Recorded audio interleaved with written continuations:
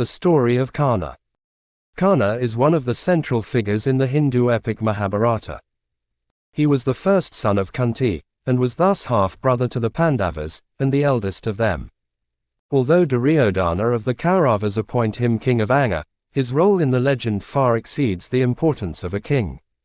He fought for the Kauravas in the great battle at Kurukshetra. As such, the name Karna and various other spellings is a common Indian first name. The Princess Kunti attended to the sage Durvasa for a full year, while he was a guest at her father's palace. The sage was pleased with her service and granted her a boon whereby she could call upon any god of her choice, and beget a child in his image. Unsure of whether the boon would actually be granted, Kunti, while still unmarried, decided to test the boon and called upon Surya the sun god. Bound by the power of the mantra, Surya granted her a son as radiant and strong as his father, although she did not want a child, wishing only to test the power. Through his divine power, Kunti retained her virginity. Thus Karna was born. Surya gifted Karna with an armor kavaka, and a pair of earrings kundala, which dipped in amrit, which were attached to him from birth. Unwilling to face the world as an unwed mother, Kunti abandoned Karna, setting him afloat in a box in a river.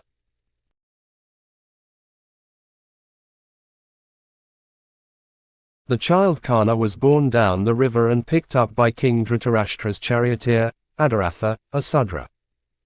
Karna was raised by him and his wife Radha, not the same Radha who was Lord Krishna's companion at Mathura, as their son, and named Vasisana, born with wealth, due to his natural set of armor and earrings. They knew something of his parentage by the jewelry he was found with, and never hid from him the fact that he was not their biological child. He was also known as Radheya because of the name of his mother Radha. The bond between Karna and his foster family was one of pure love, respect and affection despite the lack of blood relationship. Adaratha was honored by Karna in front of all the warrior kind, and Karna lovingly performed his duties as a son and brother within his foster family, despite his rise as king of Anga and the eventual revelation of his true birth. As he grew into adulthood, Karna sought to be a warrior. He approached Dronakarya, who at that time had established his school and was training the Kuru princes, requesting admission into his school. Drona refused to teach him, as he was a Sutaputra, or the son of a charioteer. Karna realized his caste would continue to be a barrier in his quest for knowledge. He decided eventually to approach Parashurama, who was known to teach Brahmins alone. Karna appeared to Parashurama as a Brahmin and wanted to learn the arts of war from Parashurama and would use them to maintain order as Parashurama had done, and was accepted as his student. Karna is described as a diligent student. Parashurama trained him to the point where Parashurama declared Karna to have surpassed him in the arts of war.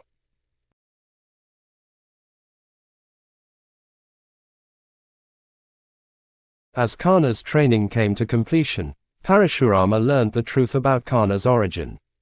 One afternoon, he requested Karna to bring a pillow for him to sleep outside in the shade. Karna instead offered him his lap as a pillow. While Parashurama was asleep, an insect came by and alighting on Karna's thigh, bit him. Despite the pain, Karna did not move as it would disturb his guru. The insect bit deep into Karna's leg, causing blood to flow out, the warmth and feel of which woke up Parashurama. He deduced at once that Karna was a Kshatriya, as only a warrior could withstand such pain without flinching.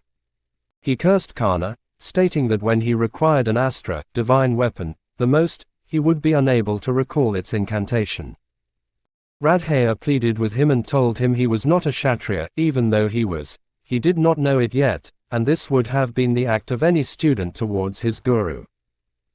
After Parashurama heard his plea, Parashurama said his curse was irrevocable, he would gift to him the Vijaya, Parashurama's personal bow, and that in the end, Karna would achieve what he wanted the most, everlasting honor. Departing from Parashurama's ashram, Karna wandered for some time. Mistaking a cow for a wild animal, he shot an arrow and killed it. Incensed, the Brahmin who owned the cow cursed Karna, stating that when Karna would fight the most crucial battle of his life, his wheel would get stuck in the mud, rendering him vulnerable to his enemy.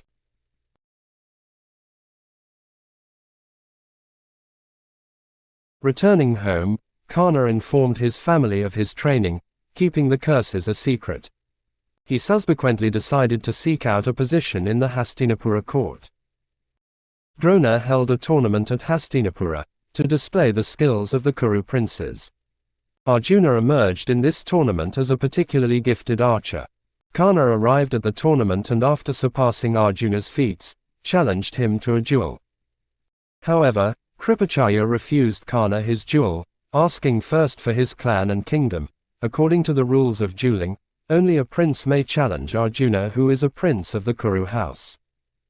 Duryodhana, the oldest of the Kauravas, offers Karna the throne of Anga, today's Bhagalpur in Bihar, so that Karna would be a king and thus be more than eligible to duel his cousin. When Karna, who is emotionally overcome at this, asks him what he can do to repay him, Duryodhana tells him all he wants is his friendship. "I want your heart," he tells Karna, to which Karna says it is already his. This event establishes key relationships in the Mahabharata, namely, the strong bond between Duryodhana and Karna, the intense rivalry between Karna and Arjuna, and the enmity in general between the Pandavas as a whole and Karna.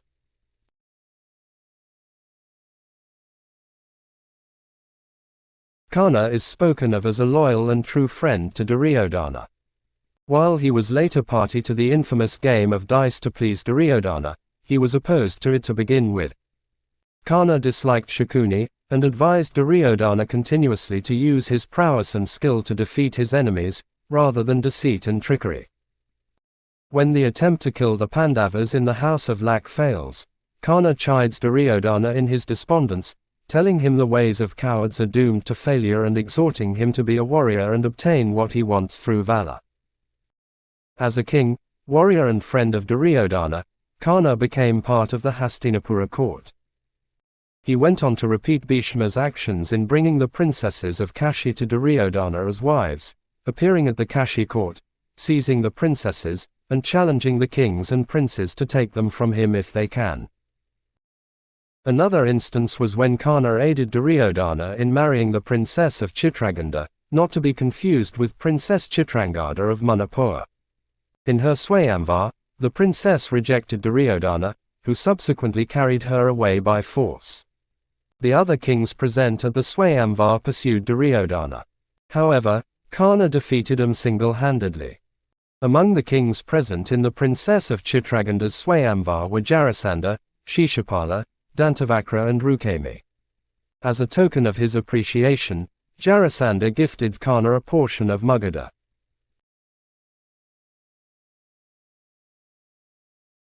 Karna was renowned in all the worlds for his generosity, surpassing even the gods. Following his appointment as king, he took an oath: anyone who approached him with a request at midday, when he would worship the sun, would go away with his request fulfilled. He would never let anyone leave empty-handed. This practice contributed to Karna's fame as well as to his downfall, as Indra and Kunti took advantage of it. Karna was one of the suitor for Draupadi at the famed Swayamvar. Unlike other contenders, he was easily able to wield and string the bow. Before he could take aim, however, Draupadi intervened, stating she would not wed a suitor. Karna, furious over the insult, stormed out of the arena. The Pandavas were also present in the Swayamvara, disguised as Brahmanas. Following the failure of the other princes, Arjuna stepped into the ring and successfully tackled the target, winning Draupadi's hand. He also fought a duel subsequently with Karna, who expressed admiration for his skill. When Arjuna's identity is later revealed, Karna's feelings of rivalry further intensify. Karna was never happy with Shakuni's plan to defeat the Pandavas by trickery and deceit. He preferred the way of battle and repeatedly cajoled Duryodhana to choose that path. To please Duryodhana, however, he chose to be a part of the game, leading to the disturbing Cheer-Haran scene. After Shakuni had won the game of dice by trickery, the Pandavas' queen Draupadi was dragged into the court by Duasana, who attempted to strip her, incited by Karna, Duryodhana and his wicked brothers. Karna calls Draupadi a whore, and goes as far as to say that whores have no rights, so it would not be wrong to bring her nude in front of everyone. On the spot, Bhima vows that he will personally slaughter Duryodhana and his brothers in battle. During the Pandavas' exile, Karna took upon himself the task of establishing Duryodhana as the world emperor.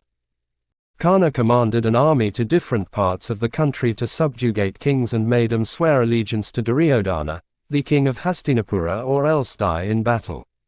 Karna succeeded in all the battles. In this military adventure, Karna is stated to have waged wars and reduced to submission numerous kingdoms, including those of the Kambojas, the Shakas, the Kekayas, the Avantayas, the Gandharas, the Madarakas, the Trigatas, the Tanganas, the Panchalas, the Vidas, the Sumas, the Angas, the Vangas, the Nishadas, the Kalingas, the Vatsa, Thishmakas, the Rishikas, i.e. southwestern Rishikas located in Maharashtra, and numerous others including Imlekas and the forest tribes. Indra, king of the gods Devas and father of Arjuna, realized that Karna would be invincible in battle as long as he had the golden armor suit and earrings that he was born with. During the Pandavas' exile, when war was imminent, Indra took it upon himself to weaken Karna. He decided to approach Karna as a poor Brahmin during his midday worship. He knew of Karna's moral policy and that he would never refuse any request of a Brahmin or beggar at that time of the day. Karna's father, the sun god Surya, informed Karna in a dream that Indra would disguise himself as a beggar and ask for Karna's armor and earrings as alms. Surya exhorted him not to give away his protection. Karna, who did not know that Surya was his father, does not heed the warning. As Surya had predicted, a disguised Indra approached Karna and asked for his kavaka, body armor, and kundala, earrings, as alms.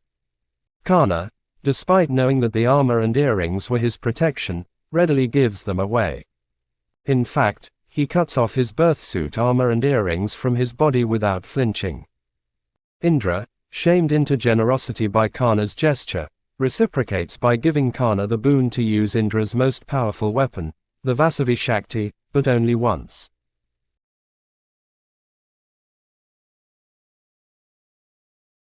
Kunti, fearing the war, approached Karna and revealed her identity as his mother to him.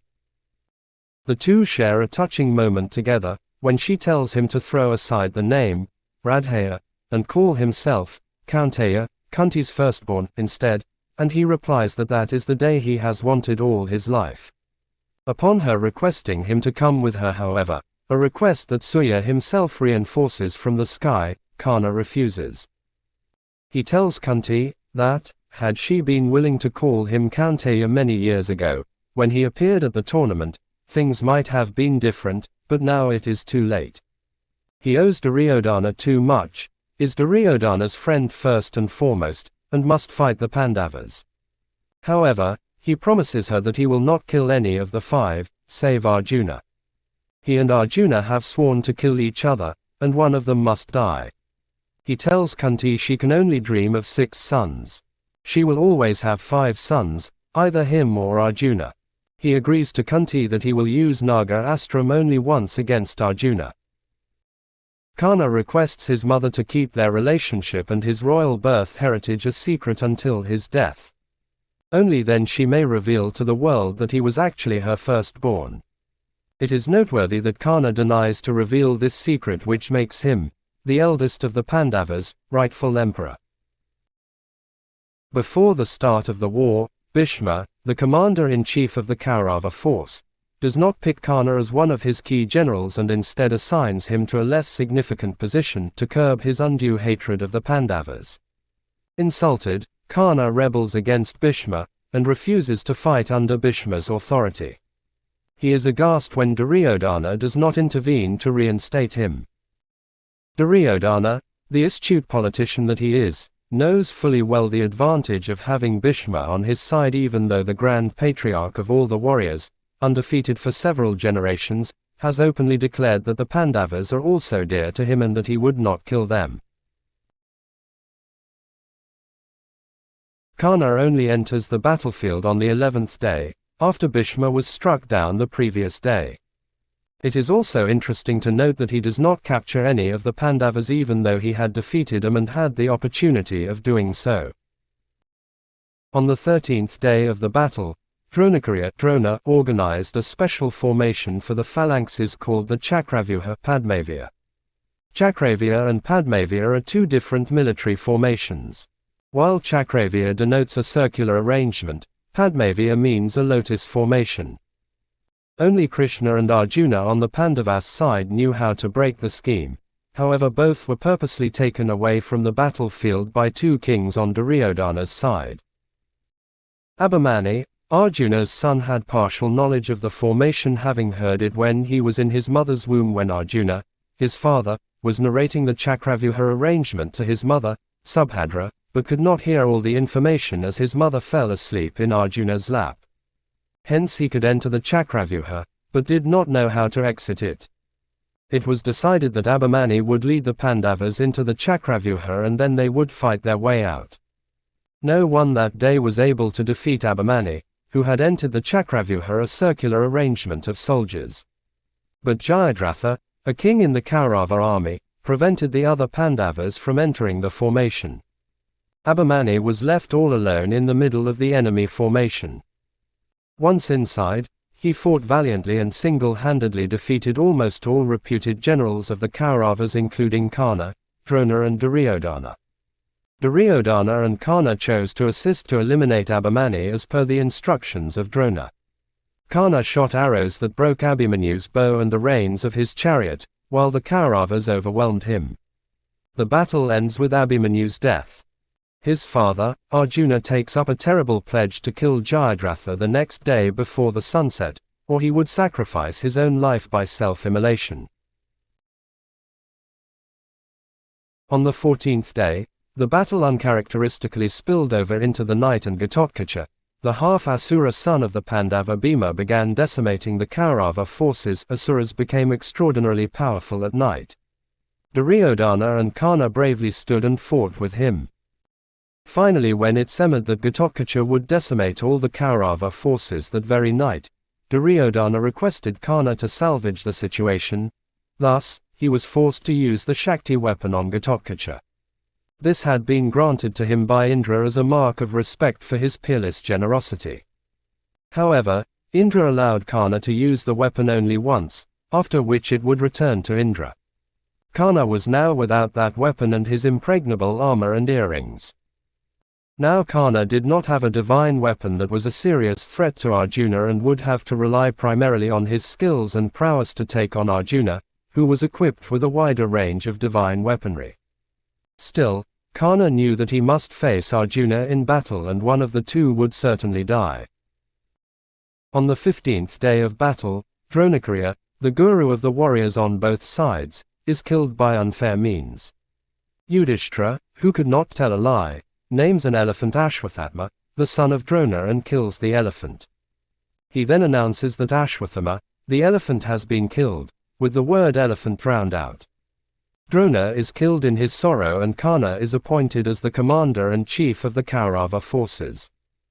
In individual confrontations on the battlefield, Karna defeats all the Pandavas, except Arjuna, but chooses to spare their lives, keeping his promise to his mother Kunti. On the 17th day of battle, the much-anticipated confrontation between Karna and Arjuna finally takes place. They were evenly matched during the spectacular combat. Karna had been gifted a bow by Parashurama called Vijaya Pinakan, one designed by Vishwakarma himself. At Duryodhana's request, Shalya, who was a maternal uncle to Pandavas, reluctantly agreed to drive Karna's chariot. Hence he had a charioteer to equal Krishna. Shalya had mastered the Ashwaradhyaya, art of horses. Without the Shakti weapon, Karna had no particular way to kill Arjuna. He had to rely upon his own garnered skill. In a wondrous, intense display of amazing archery, valor and courage, Karna and Arjuna engaged and exhausted all their brilliance, knowledge and passion. Karna devised an intelligent strategy based upon his personal prowess. He stunned Arjuna with a powerful volley of arrows that struck his chest. and the instant in which Arjuna was dazzled, Karna let loose another powerful volley intended at killing his powerful foe. King Shalya of Madra, Karna's charioteer, Shalya, who was the uncle of Nakula and Sahadeva, had been tricked into fighting on the Kaurava side, but had promised Yudhishthira that he would not allow Karna to kill Arjuna, told Karna to play safe by aiming that Naga Astram arrow at Arjuna's chest. However, Karna refused to heed that advice and aimed the arrow at Arjuna's head. But Lord Krishna came to his friend and devotee's rescue, plunging the chariot into the earth by his power, causing the fatal arrow to miss Arjuna by a few miserable inches and strike Arjuna's crown instead. During the course of combat, one of the Karna's chariot wheels got stuck in loose soil, apparently because of a curse put on Karna by a Brahmin whose cow Karna had mistakenly killed. King Shalya, who was his charioteer, refused to get down and remove the wheel from the mud. Hence Karna asked Arjuna to disengage in combat, while he got off his chariot and removed the wheel from the mud. Arjuna agreed. But Krishna recalled Karna's previous lapses in honorable conduct and ordered Arjuna to shoot at Karna while he was attempting to lift his wheel out of the mud. The chariot wheel remained stuck and the curse of Parashurama ensured that Karna could not recall the mantras necessary to unleash the more powerful weapons of mass destruction, the Brahmastra. Krishna reminds Arjuna of Karna's ruthlessness against Abhimanyu when Abhimanyu was similarly left without a chariot or weapons. All of Arjuna's tears, pain and anger swelled up within him as he aimed the fatal shaft Anjalika at a desperate Karna and beheaded him. After Karna's death, Kunti informed the Pandavas that she was Karna's mother and that he was the eldest of the Pandavas. The Pandavas grieved for Karna. Yudhishthira, particularly, was incensed on hearing that his mother had kept secret from him and his brothers Karna's true identity, whom it would have been the duty in life to serve and revere as their elder, as his 4 brothers had served and revered him. Yudhishthira, particularly, was incensed on hearing that his mother had kept secret from him and his brothers Karna's true identity, whom it would have been the duty in life to serve and revere as their elder, as his 4 brothers had served and revered him. He cursed all women, stating that henceforth they would never be able to keep a secret. Karna remains a tragic figure for millions of Hindus and Indians to this day. He remains a brave hero, a courageous spirit who braved impossible odds in his whole life, and died with terrific courage, valor and honor, to rise to immortality in fame.